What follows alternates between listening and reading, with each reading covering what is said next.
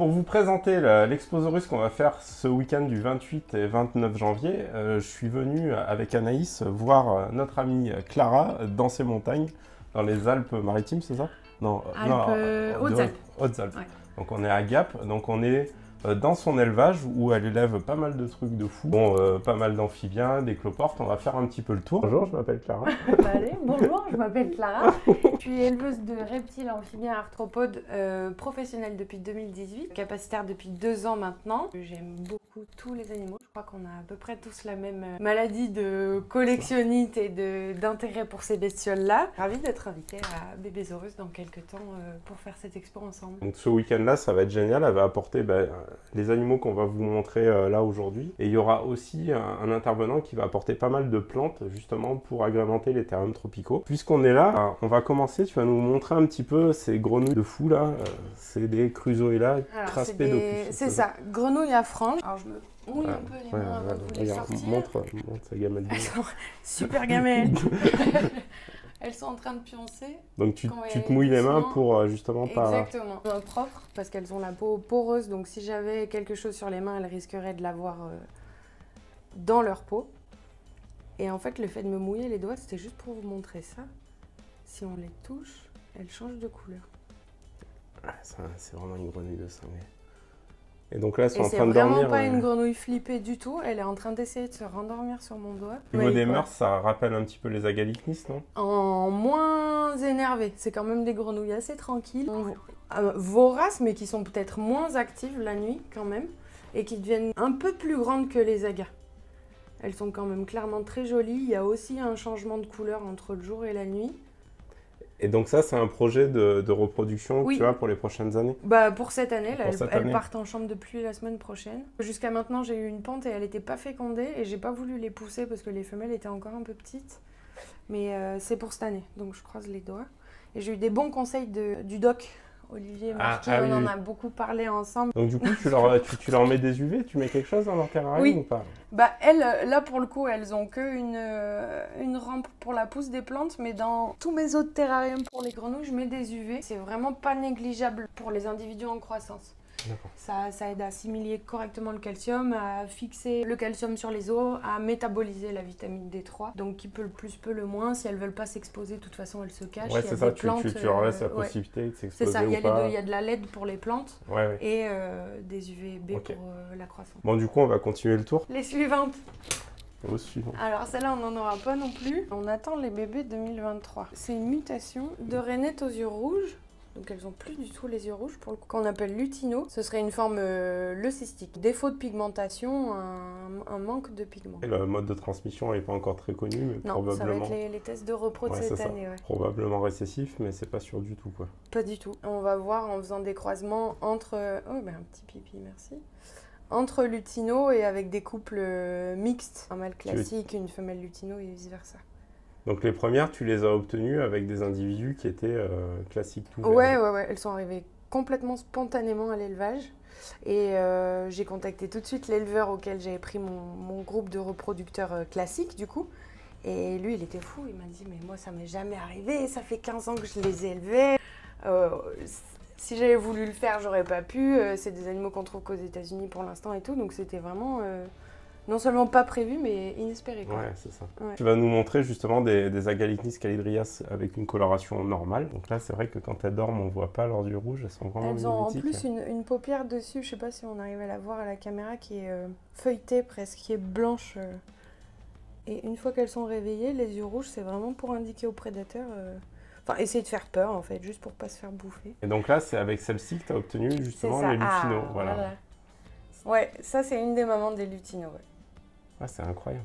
C'est ça qui laisserait penser, enfin d'après moi, après j'en sais rien, mais qui laisserait penser que ça serait probablement un gène récessif puisque les deux parents étaient classiques.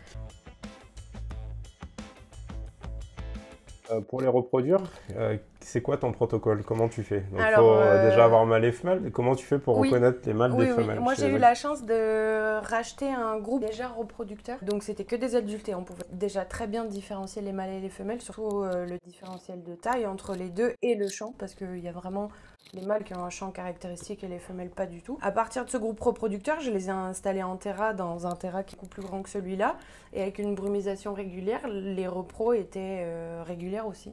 Donc là, pour le coup, j'ai pas eu à me casser la tête. Donc, sans rien faire de particulier, juste... Non, un bon nourrissage, des UVB et une brumisation régulière et moindre en hiver, c'est-à-dire essayer de recréer un petit peu saison sèche et Et saison ils des pondaient pluies. dans le bac d'eau que tu mettais dedans? Au-dessus du bac d'eau, toujours Ouais. sur des feuilles, vu Ok. que c'est des rainettes arboricoles, elles font leur gang vraiment sur une feuille et toujours au-dessus du Du bac d'eau. Et Et un des déclencheurs, c'est l'eau propre. Donc ce qui était marrant, c'était qu'en nettoyant la gamelle et en remettant le bac d'eau, le lendemain, souvent, il y avait une ponte D'accord. juste au-dessus. Là, on va quand même essayer, vu que j'ai une nouvelle localité, de passer ces grenouilles-là en chambre de plus cette année pour les motiver, maîtriser un peu plus la repro, parce qu'il suffit qu'il y ait un jour où on rate la ponte, on peut tout à fait perdre des œufs comme ça. Et donc, du coup, une fois qu'elles pondent les œufs au-dessus du bac d'eau, tu les Ouais. laisses sur la feuille? Je les laisse le temps que les têtards se développent au moins de quelques jours. D'accord. La coloration va changer, les têtards vont prendre une petite forme, etc. Et en fait, quand ils sont prêts, d'eux-mêmes, ils tombent dans l'eau. Dans l'eau, ouais, c'est Et ça. une fois qu'ils sont tombés dans l'eau, moi je récupère ces têtards-là et je les mets dans des bacs avec de l'eau qui est cyclée, où il y a des feuilles de catapa, où D'accord. on a des bactéries, etc. Enfin, Ouais, comme on comme mettrait dans un en place aquarium. un aquarium, C'est ça, exactement. avec une Ouais. équipe biologique dedans. C'est ça. Et les têtards, tu les nourris avec quoi?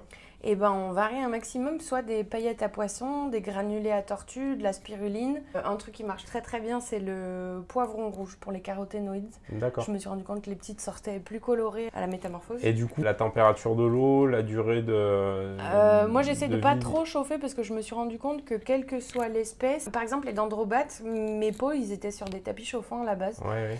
Le temps passé en eau était beaucoup plus court, mais j'avais de la perte sur les grenouillettes D'accord. au moment de la métamorphose. Donc j'ai arrêté de chauffer ces grenouilles-là. Donc tu les élèves à Le température temps, à 20 voilà, degrés, combien? ouais, on est entre 20 et 24 dans la journée avec Ok. une petite baisse la nuit. Le temps dans l'eau est beaucoup plus long. On a peut-être un mois et demi de plus, mais par contre, il n'y a pas de perte sur les grenouillettes. Ouais. Elles sont beaucoup plus grosses. Et je me rends compte qu'avec les agas ou les télodermas, c'est exactement la même D'accord. chose. Donc il faut comme respecter les besoins propres à chaque espèce, mais dans la mesure du possible. Et le ne temps... pas ou chauffer, je trouve que ça Et du les coup, renforce. à ces températures-là, les têtards, ils restent combien de temps dans l'eau? En dendrobate, on est sur du 2 mois et demi à 4 mois et demi suivant la saison. Parce que si c'est en plein été, la température ambiante, elle est quand même plus élevée. Les agas, on est à peu près sur 2 voire 3 mois. Mais 2 mois, c'est pas mal. Et les télos, je suis allée jusqu'à 7 mois en eau en plein hiver. Ouais, d'ailleurs, tu nous montreras parce que tu Ouais. as des têtards qui sont assez impressionnants. Là. On va pouvoir reposer ces beautés sur leurs feuilles. On va pouvoir reprendre leur journée, enfin leur nuit. Leur sommeil, ouais. Alors maintenant, qu'est-ce que tu vas nous présenter? Et bien mes Litoria qui sont en période sèche, donc cette fois je ne me mouille pas les mains. L'eau bénite. Et non, cette fois non. Tu veux pas Parce que là justement je les ai mises en période sèche avant de les passer en chambre de pluie. Donc là c'est pour booster la reproduction. Celles-ci, c'est des Indonésiennes ou des Australiennes du coup? Bah il y a les deux. Donc plus bleu on va être sur l'Indonésie. Et l'Australie, ce sera celle qui est plus foncée, la femelle. Et après, elle devient verte, elle change de couleur aussi en fonction des moments. Et elle reste quand même plutôt marron. Elle reste quand même vachement foncée. Lui, là, il est un peu vert, mais il peut être très bleu turquoise. Et là, du coup, ils sont en période sèche. Et là, à cette taille-là, tu comptes essayer de les reproduire ou Oui. c'est encore un peu petit? Ouais. Non, Bah, il y a un gros pain. Non, je pense que ça va le faire. La femelle est quand même balèze. Et les mâles, on s'en fiche un petit peu s'ils sont plus petits. En tout cas, c'est des grenouilles qui sont très bavardes. Ouais. Dès qu'on fait un peu du bruit, qu'on passe l'aspirateur ou si on met de la musique, on les entend brailler, quoi. Elles aboient. Moi j'aime beaucoup, mais il faut être prêt, quoi. Donc là c'est un mâle de la même localité pour le coup. Tu vas nous montrer, tu as aussi un patron de coloration assez spectaculaire. Des sélections qui sont assez chouettes chez les Lito. Ouais. Alors là du coup tu vas nous sortir. Alors on a des Litoria aussi, donc c'est la même espèce que tout à l'heure, sauf que là c'est une sélection snowflake, ce qui veut dire flocon de neige. Donc c'est des petites taches blanches qu'on voit sur son dos. C'est vrai que selon les individus, les taches blanches sont plus ou moins marquées. Beauté. C'était juste pour montrer ton dos. Et là, ces spécimens-là sont vraiment magnifiques. Du coup, une autre sélection que j'ai prise chez elle, c'est Blue Eyes. Donc ah oui, on voit bien les bleus. yeux bleus. Donc elle a un peu, je pense aussi, un défaut de pigment. Elle est quand même beaucoup plus claire. Ouais, que les autres. Elle est pas marron, elle Ouais. est gris. Elle Gris a clair, vraiment ouais. très très beaux yeux. C'est vrai qu'elles sont magnifiques. Donc ça, c'est des projets pour eux plus tard, quoi, parce qu'elles sont encore un peu petites. Ouais. Donc là, tu vas nous présenter tes petits Phelsuma grandis. Des geckos qui deviennent un peu grands d'ailleurs. C'est des lézards diurnes du coup, qui sont à la fois insectivores et nectarivores. Donc on peut aussi bien leur distribuer des insectes que des fruits ou du répachi, des compotes, ce genre de choses. Même du miel, on friandise de temps en temps. On les reproduit depuis plusieurs années maintenant. Là, c'est pas trop la saison, donc on n'aura pas de petits disponibles. Ça, c'est nos 2 femelles du coup. Il y en a une qui a une sélection high red. C'est ça, on Ouais. voit qu'elle a un marquage rouge qui est beaucoup plus C'est ça. prononcé que... Et madame qui a peur de l'autre côté est beaucoup moins jolie pour le coup. Donc une des particularités, c'est qu'on peut facilement les nourrir à la pince ou à la main. Mais par contre, ce sont des lézards qui acceptent difficilement la contention. Enfin, je sais pas ce que t'en penses, toi t'arrives pas trop à les manipuler. Moi je les transporte qu'en boîte, je Ouais, les c'est prends ça, jamais ça, à la ça. main parce qu'ils ont tendance à s'arracher la peau. Quand Exactement, elles sont capables d'autotomie mais sur toute la peau et pour éviter les blessures, moi je prends un bras plast C'est ça. et j'y vais doucement. Ça reste quand même des geckos assez vifs qui Ouais. sont vraiment faits là pour l'observation, pour le coup, qui sont pas très farouches. Je sais que ça se fait parce que c'est quand même des gros gourmands et si Ouais. on a la patience et Ouais, le c'est temps ça, on à peut arriver à les consacrer avec mais la pas nourriture, à la contention. Non, la contention, non, pas du tout. Après, par contre, comme ils sont diurnes, c'est vrai qu'on en profite bien la journée, ils se planquent pas trop. Même à Madagascar ou sur l'île de la Réunion où ils ont été introduits, on arrive à nourrir les spécimens sauvages. Ouais, je les ai observés à la c'est Réunion, ça, c'est incroyable. c'est ça. Tu te coupes un morceau d'ananas, Ah, il ça vient fait direct que- sur la table. C'est assez rigolo. Ils sont très observateurs, très Mm. intelligents quand il s'agit de manger et ils comprennent vite le Vraiment principe. curieux. Ouais. Là, on a Da- des geckos vitatus, du coup, c'est des geckos lignés. C'était des spécimens que tu as acquis nés en captivité aussi? C'est ça, ouais. Là, on a la femelle qui nous prépare une belle mule, donc elle n'a pas une jolie coloration, elle est un petit peu mate. Bon, ça, c'est vrai que c'était un gecko qu'on trouvait assez fréquemment dans toutes les petites animaleries du coin, sur la liste 5-7 qui était disponible en grande quantité, mais il y a peu de gens qui la reproduisent et c'est la première fois que je vois une éleveuse Et reproduire cette espèce. là, la femelle est relativement prolifique, je sais pas si vous arrivez à voir. Bah, déjà, sur les vides du terrarium ici, il y a des Ouais, traces d'anciens œufs. Ouais, Et ben là on voit un Sinon, œuf au elle a fond. vraiment stocké tous ces œufs là. Donc il y a déjà 2 petits qui ont éclos. Et donc, Les autres, je pense qu'ils ont été mangés. Alors je sais pas si c'est le mâle ou la femelle qui les mange, mais j'ai l'impression que quand ils changent un peu de couleur et que les parents sentent que c'est pas des bons œufs, ils les bouffent quoi. D'accord. J'ai l'impression. Ouais, Il y après a c'est rien possible, de- c'est possible. Après tu disais aussi que les petits naissent dans le terrarium et que, Ouais. que les parents... Et les parents leur font rien du tout. Il n'y a pas de de. Il n'y a cannibalisme. pas réellement d'échange des parents vers les Ouais, petits, c'est mais ça. il n'y a pas non plus de méchanceté. Souvent, par exemple, le gecko de Madagascar, on va retirer les petits parce que le Ouais. mâle risque de Ouais, s'attaquer aux jeunes au et les bébé, de manger. les manger, etc. Là, c'est vraiment très pacifique. Il n'y a aucune attaque ni de la mère ni du père sur les petits. Donc ça me laisse un peu plus de temps pour récupérer Ouais, les c'est ça, jeunes. c'est cool. C'est pas Donc mal. ça sera les petits, tu vas en emmener à l'expo. Ouais, Ah, ouais, il y en ouais. aura. Ah, c'est cool. On peut voir le mâle peut-être aussi.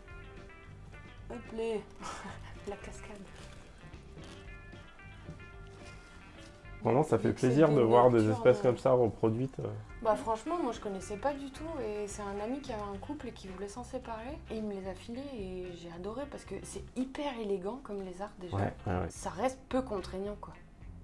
C'est un lézard arboricole, c'est diurne, c'est insectivore. Il est diurne celui-là? Nocturne. Ah oui, je te il est dis des nocturne. bêtises, ouais. Mais c'est pas très contraignant, il n'y a pas besoin d'une grosse chaleur, il n'y a pas besoin d'une méga Ouais, donc là, ouais, tu les lèves dans ta pièce comme ça, C'est ça. sans point chaud Ouais, ouais. supplémentaire. Bah, ils ont l'éclairage qui Ouais, fait un un peu petit spot dé- chauffant, mais là, adulte, j'ai pas d'UV, j'ai des UV pour les petits en croissance. On complémente bien calcium et vitamine Et D3. il est mais, strictement insectivore ou il va manger un peu du nectar aussi? strictement insectivore, ouais. D'accord. Enfin, insectivore, nous on donne aussi crustacés, du coup, avec les cloportes. Oui, mais c'est à peu enfin, près oui. le même. Et tu les as vus manger des gros cloportes Les gros, je leur ai pas donné, mais vu que des fois il y a des petits dans le terrarium, je distribue des proies de toute taille pour que les petits puissent y avoir accès et les petits ils tapent les cloportes. Ah ouais. À choisir à taille équivalente entre un grillon et un Les cloporte, cloportes, sur ils le vont cloporte. manger les cloportes. Les agas aussi. D'accord. Ouais. Ouais, t'as vu les againis Ouais. attaquer les Bah, cloportes? l'année dernière, j'ai fait un test avec les agas. J'ai pris 2 lots qui sont sortis d'eau à peu près à la même période. Ouais. Un lot nourri uniquement avec des grillons et un lot uniquement avec des cloportes. Et à après un mois de ce nourrissage-là, il y avait un différentiel x2. Celle qui avait mangé des cloportes était 2 fois plus grosse. Ouais. Et je suppose, il n'y a rien de prouvé, hein, mais, mais que c'est parce étant donné que c'est des crustacés, il y a quand même beaucoup plus de calcium dans leur carapace et dans leur squelette. Les cloportes, ça, on va le voir après, tu leur donnes des os de sèche. Qui est beaucoup mieux assimilé que de la poudre sur un grillon, quoi, en fait. D'accord. Donc je pense que je retenterai ce genre de truc cette année, mais en tout cas, en termes de vitesse de croissance, c'est impressionnant, quoi. Moi, cette bestiole, c'est quoi ce truc-là Alors, c'est une Teloderma corticale, c'est une grenouille mousse. Enfin, là, il y en a 2 pour le coup. Leur technique pour pas se faire bouffer, c'est de se faire passer pour du lichen ou de la mousse. Voilà, parfait. Et c'est vraiment une technique de défense, en fait, de camouflage. Vu qu'elles sont nocturnes, dans la journée, elles vont être et donc, elles sont originaires d'où, ça, ci Du Vietnam, ouais.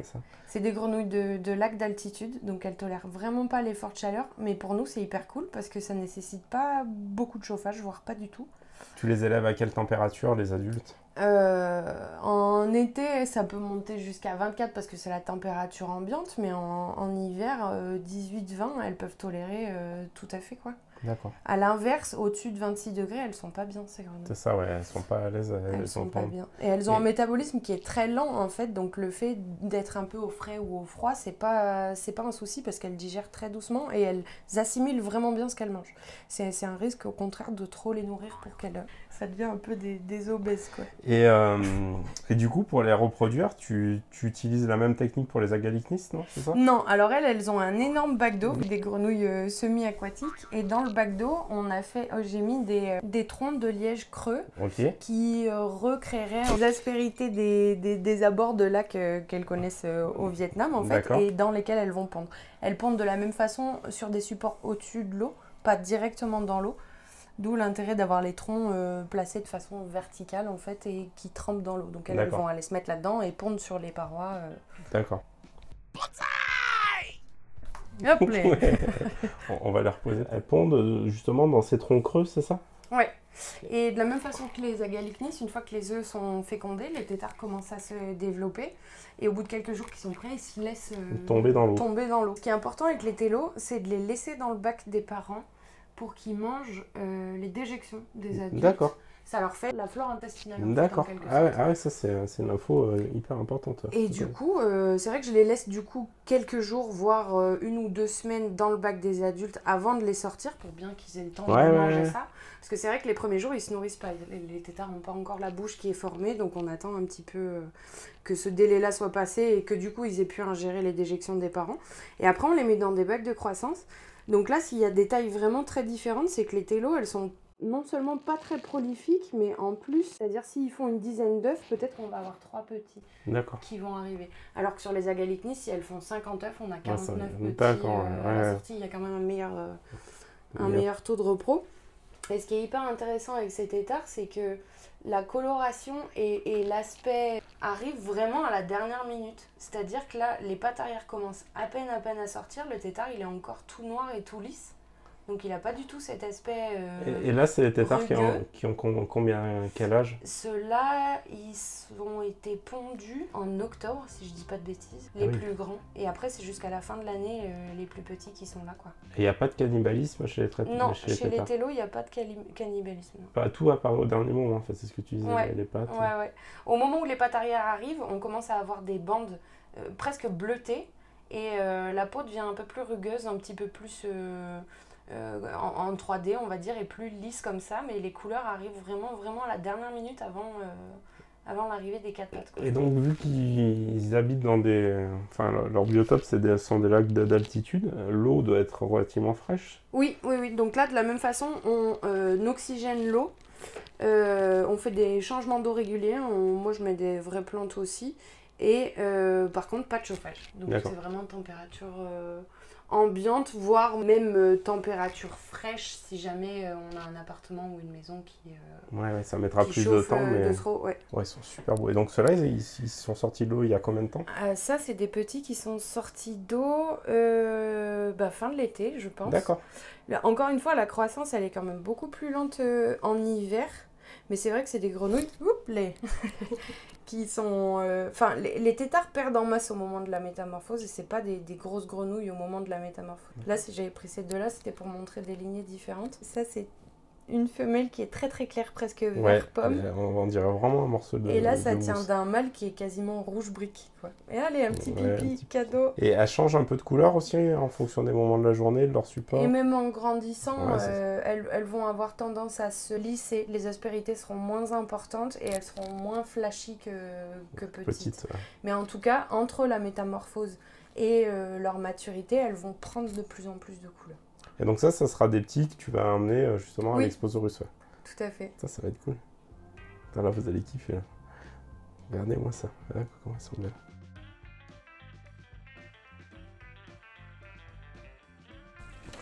Donc là, dans ce terrarium-là, tu élèves des dendrobates leucomélas. C'est ça. Donc là, tu as tes reproducteurs qui sont là-dedans. C'est ça. Et donc tu disais, pour stimuler la période de reproduction, tu fais comment avec les leucomélas? Je modifie la pulvérisation, la fréquence et la durée de la brumisation en fait. Ça va être beaucoup plus fréquent en été et plus long. En fait, la saison chaude correspond aussi à la saison humide avec ces grenouilles-là. D'accord. Et en hiver, on va moins pulvériser et moins souvent. Et en fait, au printemps, avec la remontée des températures classiques, parce que je pense qu'elle se cale quand même sur la pression atmosphérique extérieure, ça se remet en marche de façon normale. Il faut juste veiller à leur fournir des supports de ponte. Donc là, par exemple, c'est des petites cachettes noix de coco avec un support en plastique qui est facilement nettoyable qu'on peut sortir pour récupérer les œufs. Donc tu mets de l'eau au fond de la gamelle. Voilà, pendant la pulvérisation, il y a un peu d'eau qui se dépose là au fond et en fait elles vont rentrer là-dedans et elles vont déposer leurs œufs ici, ce qui nous permet de les récupérer assez facilement d'ailleurs. Comment tu fais? Qu'est-ce qui se passe? Il y a une semaine à 10 jours de développement avant que ce soit vraiment des têtards qui soient sortis de la gangue. Ok. Et une fois qu'ils sont tous séparés, enfin qu'ils sont tous sortis de cette gangue, on va les séparer, les installer chacun dans un petit contenant avec une eau qui est cyclée. Parce que là, il y a un risque de cannibalisme sur les têtards. Donc eux, ils vont être en croissance, chacun seul, élevés indépendamment les uns des autres. Et donc là, c'est des petits qui sont nés chez toi, c'est ça? Des œufs qui ont été pondus au courant de l'été. Donc en général, les locaux, elles font entre 5 et 10 œufs par ponte. Il y a un bon taux de fécondation, donc admettons sur une ponte de 10 œufs, on a 8 ou 9 têtards. Et depuis que je chauffe plus les têtards, j'ai pas de perte. Donc là, ça sera des petits que tu vas emmener aussi à l'Exposaurus qui seront disponibles. C'est ça. Ce week-end du 28 et 29 janvier 2023. Ça va être génial. Alors, waouh! Là, c'est le royaume des crustacés, là. Exactement. On a aussi pas mal de cloportes à l'élevage, du coup. À la base, j'avais pris ces animaux-là pour les terrariums bioactifs. Donc, c'était vraiment que des aides à l'entretien du terrarium des détritivores. Donc là, pour nettoyer les déchets aussi bien qui venaient des animaux que des végétaux. Et en fait, c'est des animaux qui sont hyper intéressants. Et très différents les uns des autres, il y a des tailles différentes, des couleurs différentes. Alors ceux-là, c'est des Clugui Monténégro. Putain, t'as vu, je m'y connais plus. Donc ceux-là, ils sont très bling bling, je trouve. Ils sont ultra brillants, ils sont vraiment jolis. Les colonies sont un peu longues à mettre en place parce que la croissance de base jusqu'au stade adulte est longue, mais sinon ça reste une espèce hyper prolifique. Et puis là, ça c'est la même espèce, c'est les petits joli. Ou c'est une autre espèce? C'est une autre espèce, des Trichorina, c'est des cloportes tropicaux qu'on peut trouver pour nourrir les dendrobates par exemple. Moi je les mets en cohabitation soit avec des Trichorina, soit avec des colamboles pour l'entretien des bacs. Il n'y a pas de concurrence. Il y a de la compétition alimentaire, mais il n'y a pas de prédation, il n'y a pas ni sur les petits, ni sur les œufs, quoi que ce soit. C'est des espèces qui peuvent se développer en symbiose parfaitement, quoi. Et donc du coup, en règle générale, tu les élèves a priori à peu près toujours de la même manière, c'est-à-dire que tu mets un substrat il faut que ce soit une boîte qui soit aérée, donc si c'est pas dans les parois comme ici, ça va être dans le couvercle. Vraiment, le renouvellement de l'air est très important. Il faut que dans un coin, il y ait soit de la mousse, soit de la sphaigne pour garder de l'humidité. Les cloportes, en fait, vont aller à l'intérieur pour pouvoir s'hydrater.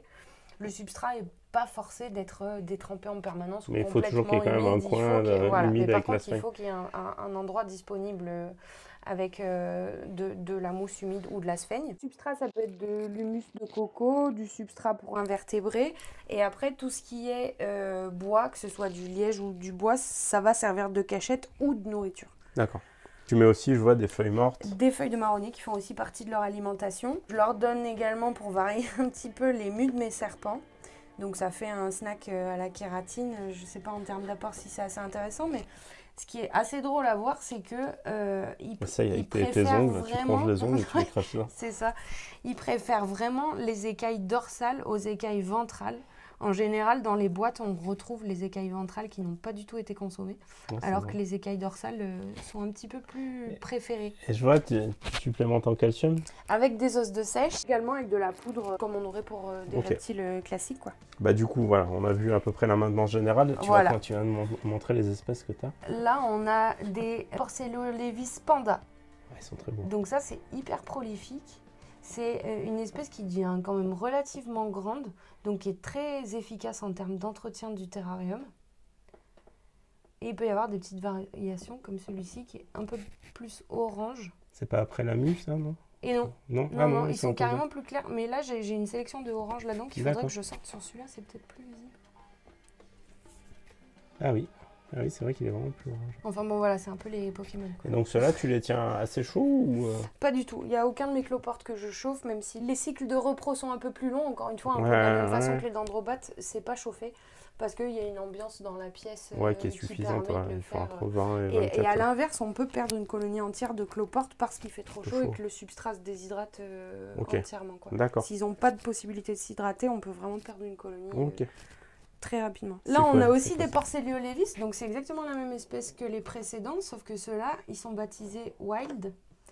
Et ce qui est marrant avec ce genre de colonie, c'est qu'on a des individus de couleurs différentes. Ah oui. Donc là, pour le coup, c'est pas du tout des mutations. C'est vraiment une diversité génétique qui c'est la même espèce que les pandas, sauf que voilà, ça c'est la forme naturelle en fait. Et sur la forme sauvage, du coup, on peut avoir des coloris différents, aussi bien des individus comme celui-là, un peu chamarré, ou gris, ou noir, ou orange, ou même qui tire un peu plus vers le blanc, quoi. Alors ça, celui-là il est vraiment impressionnant. Celui-là, il est en train de muer en plus, et il nous fait un parfait exemple. Les cloportes, ils muent en 2 fois.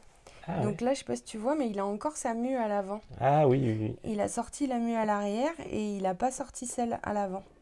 Donc en général, quand ils sont à ce stade-là, faut pas trop les emmerder parce qu'ils sont plutôt fragiles, on va dire ça comme ça. Et en général, on la retrouve pas, la mue derrière, parce qu'il la mange. C'est lui-même qui la mange? C'est ça. Alors, est-ce que c'est pour effacer ses traces ou est-ce que c'est pour un apport quelconque? Je saurais pas dire. Mais... Donc, sur certaines espèces, il y a des colorations qui diffèrent entre les bébés et les adultes. Ça, c'est Niclésie, Porcellio-Niclésie. On va avoir alors des Porcellio of Magnésie qui deviennent très très grands. Alors comme ça, on pourrait se dire ça n'a aucun intérêt, ils sont tout gris. Moi, je trouve que c'est un très joli gris déjà. Ouais, non, ils sont beaux. Ils sont brillants et ils deviennent vraiment très gros, quoi. La suite, alors là, on a un petit classique, c'est des Cubaris Panda King qui sont vraiment très très jolis. C'est pas une très grosse espèce, ça devient assez prolifique une fois que la colonie est installée. Ceux-là, il faudra les maintenir peut-être un peu plus frais ou un peu plus humides, ou en tout cas faire attention à avoir des apports hydriques un peu plus réguliers. Ceux-là, c'est des Porcellio ornatus Tangerine Dreams. Donc ceux-là sont vraiment très brillants et de très grande taille aussi. Ils ont un côté doré. Et ceux-là, c'est des Porcellio aussi, mais c'est des Sevilla. Donc là, pour le coup, qui viennent de Séville. Caramel. Donc c'est une sélection qui est un peu plus claire que la forme naturelle. Un peu plus brillante aussi. Et pareil, tu les fais cohabiter avec c'est ça, les autres petits cloportes tropicaux. Et les colamboles. Donc là, c'est ta petite sélection de cloportes que tu vas aussi emmener à l'Exposaurus. Ouais, une partie des cloportes qui seront présents à l'expo. Ouais, il y en aura d'autres en plus. Il y aura d'autres espèces en plus, des espèces plus prolifiques, plus abordables aussi, ou plus colorées, ou plus rares peut-être. En tout cas, c'est vraiment un échantillon de ce qui sera présent à l'expo. Ouais, c'est cool. En tout cas, il y a une sacrée diversité parce que je vois qu'il y a des boîtes partout remplies de cloportes. Ça va être cool. Et donc, tu vas nous amener aussi des cafards apprivoisés, c'est ça? Exactement. D'énormes blattes de Madagascar qu'on appelle blattes souffleuses. Exactement à cause de ce bruit qu'elles sont en train de faire quand je les embête. Elles sont très très lentes. Ouais, elles sont très très cool aussi. Donc là, on a 2 mâles. La femelle, elle est complètement lisse par rapport à ça. Et elles deviennent aussi grandes que les mâles ou? Les femelles, même un peu plus grosses. Ouais, plus grosses. Ouais. Et en fait, quand elles se sentent agressées, elles peuvent émettre un son grâce à des petits trous qu'elles ont tout le long de leur métamère. Là, et en serrant en fait leur abdomen, elles vont éjecter l'air et elles vont émettre ce petit bruit qui est censé dissuader les prédateurs de les manger. Ouais, puis elles sont quand même vachement cuirassées, quoi. Ouais. Faut déjà être un gros lézard pour avaler un truc pareil. C'est ça. Donc ça peut à la fois être un insecte nourrisseur, alimentaire, mais il faut avoir un peu de patience parce que le cycle de repro est quand même relativement lent, ou un insecte d'ornement parce que c'est quand même assez rigolo à observer. Les blattes sont très propres, sont aussi de bonnes mamans. Donc ça reste très attachant. Donc ça, tu vas nous en emmener aussi? Ouais, des couples adultes et des petits. Cool. Et ensuite, Ça, c'est le gros verre de si terre. on fouille un petit peu là-dedans, on a des yules. On va faire quoi? Une partie de pêche, c'est ça? Ce week-end? Non? Là aussi, on est sur soit un animal d'ornement, soit un aide à l'entretien du terrarium. Et on peut pas aller à la pêche avec? Eh ben non, parce que c'est un petit peu trop costaud et c'est un petit peu trop mignon. Elles ont les pattes roses et blanches, tu vois. C'est trop mignon pour aller à Mais la oui, c'est pêche. beaucoup trop mignon. Et elles entretiennent le sol, en fait. C'est des animaux qui sont nocturnes et qui sont détritivores. Donc, ils vont manger uniquement des déchets organiques, que ce soit d'origine animale ou végétale. Donc, on peut tout à fait les mettre avec d'autres animaux pour entretenir un terrarium bioactif ou les maintenir vraiment à titre ornemental. Tu vois que tu pourrais les mélanger avec des cloportes, ouais? Ouais, je pense. Ouais. Vraiment, ouais. En tout cas, j'ai un ami qui a mélangé cloporte et escargot géant africain. Ça se passe très très bien. Ok. Moi, dans la plupart de mes bacs, j'ai des cloportes. Hormis là où j'ai des insectivores, les cloportes peuvent vivre très bien avec les yules ou autre chose cool. sans problème, quoi. Ah, donc on peut se faire des super terrains bioactifs avec des animaux comme ça un peu C'est extraordinaires. Et qui sont un petit peu du velcro, quoi. C'est vrai que ça fait exactement la même sensation qu'un scratch. La bestiole est accrochée. Donc là, tu élèves aussi des Goniosoma boulangerie, je vois, tu as une superbe femelle là. Tout à fait. Et ça, ça, c'est c'est un son petit mâle. chéri, qui a une histoire un peu particulière d'ailleurs. Ouais, il est magnifique. Ils sont arrivés à la maison, ils étaient congelés. Congelé? Ouais, une grosse erreur de France Express qui les a oubliés sur le quai au mois de novembre. Un très mauvais emballage de la part d'un particulier. Les serpents sont arrivés, ils étaient durs comme de la pierre. Et ils étaient tout petits, tous les trois. Et j'ai passé 2 heures à les réchauffer dans mes mains. Ils se sont réchauffés au bout de quelques heures et ils vont très très bien. Donc c'est des serpents qui sont, mine de rien, très résistants au froid, du coup. Ah oui, parce que... On ne conseille pas du tout de le faire, mais... Ouais, tu les avais eu tout petits et là, Ouais. ils sont devenus adultes. Ouais. C'est vrai qu'ils sont magnifiques. Hein. Même ta femelle est superbe. Ah, c'est une espèce que j'affectionne beaucoup parce que c'est des serpents qui sont très curieux. Le changement ontogénique, donc le changement de couleur entre le bébé et l'adulte est assez incroyable parce que c'est des petits qui naissent très ternes, gris et qui récupèrent les couleurs bleutées, vertes en grandissant en fait. Ça, c'est vraiment incroyable. Et c'est des serpents qui sont intelligents, qui observent ce qui se passe autour d'eux, qui ont une prestance avec leurs petites cornes. Là, Ouais. Très mignon. C'est des serpents, on en a de temps en temps, nous aussi à la boutique, des bébés. Ils sont assez difficiles à démarrer, mais une fois qu'ils sont démarrés, c'est tonton Olivier, très gentil tonton. Il aime bien les Goniosoma. Elle est magnifique. Et elle a déjà pondu, non? Jamais encore? Non, jamais. J'ai fait une mise en présence l'année dernière qui n'a rien donné. Donc on va retenter au printemps, là. Parce que les taras sont aménagés de sorte à pouvoir mettre un tuyau entre les deux. D'accord, ouais, pour les faire le mâle et la femelle communiquer. choisissent dans quel terrarium ils se rendent.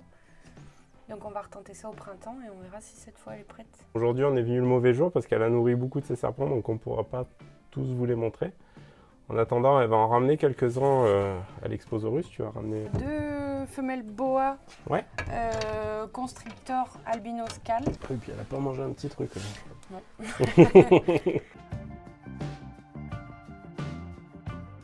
Cette vidéo va bientôt se terminer, les amis. Donc si vous avez des questions à poser à Clara Vous pouvez venir nous voir le 28 et 29 janvier 2023 à Bébésaurus. Si vous avez des questions sur son parcours, vous pouvez les poster en commentaire. En tout cas, merci à tous. N'hésitez pas à vous abonner, à nous suivre sur les réseaux sociaux, Instagram, Facebook, TikTok. À bientôt sur la chaîne de Bébésaurus et peut-être à l'Exposaurus le 28 et 29 janvier. Salut! À bientôt!